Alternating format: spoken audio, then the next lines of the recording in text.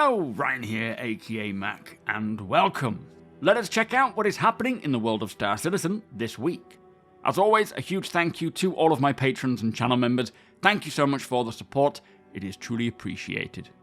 So first off, both Inside Star Citizen and Star Citizen Live are taking one more week off, unfortunately, with them returning on the 1st and 2nd of February. They also say that the scheduling of Inside Star Citizen is changing, and this year it will continue until the release of 3.23, however many weeks that will take, and then take a week or two off, and then come back and provide content until the next major patch release, and so on and so forth. Now this is actually a lot better, as it does mean a lot more shows, plus it won't just be cutting away right before a patch is releasing. So a great change in my opinion, and I'm looking forward to seeing it return next week. Anyway, to what is happening this week.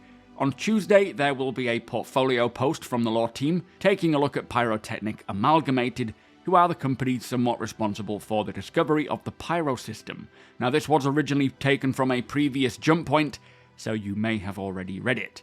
And then on Friday, it is just the RSI newsletter. Now I have heard the roadmap, or the next roadmap update, will happen on Wednesday the 7th of February, so we will be waiting quite a while for the first update to the roadmap, which will be bringing the 3.23 planned features. But as they have mentioned, the reason for the delays is because they are assimilating many of the Squadron 42 developers into the Persistent Universe teams, so it requires a lot more work to figure out who's going to be working on what and getting the schedule sorted.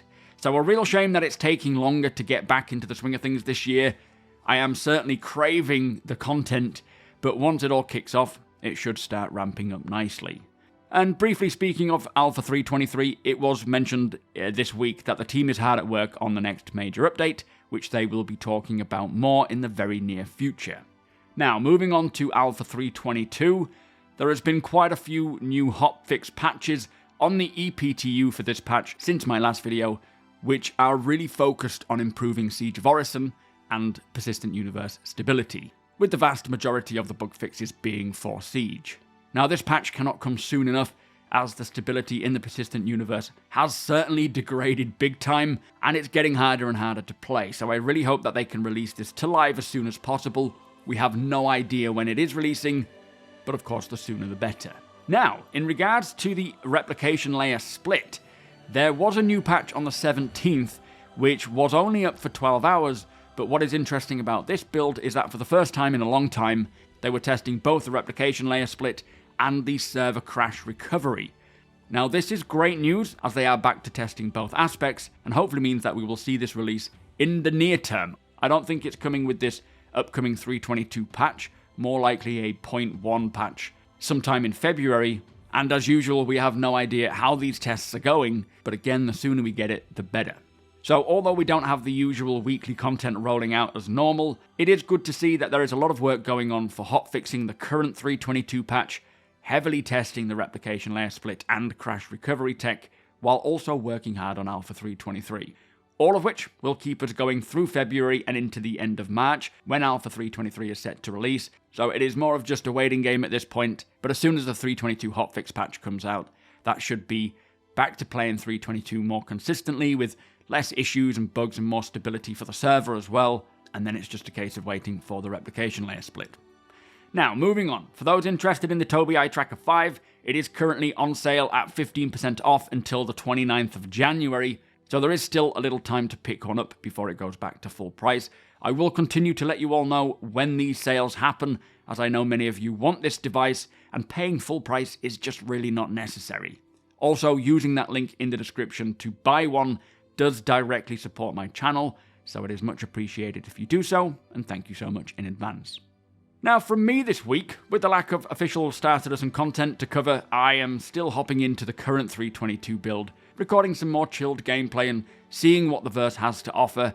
Thank you all so much for the support with that content. It is a lot of fun putting it together, but it does take a lot of effort, especially as the build starts degrading, so thank you for watching those. I've also got another one on the go right now, in which I tried to kind of put together a scrapyard using the Argo SRV, which went okay, I suppose.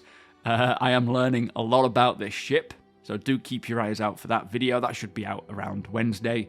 I will also be streaming over at twitch.tv/SuperMacBrother on Wednesday and Friday between 2 and 6 PM UTC.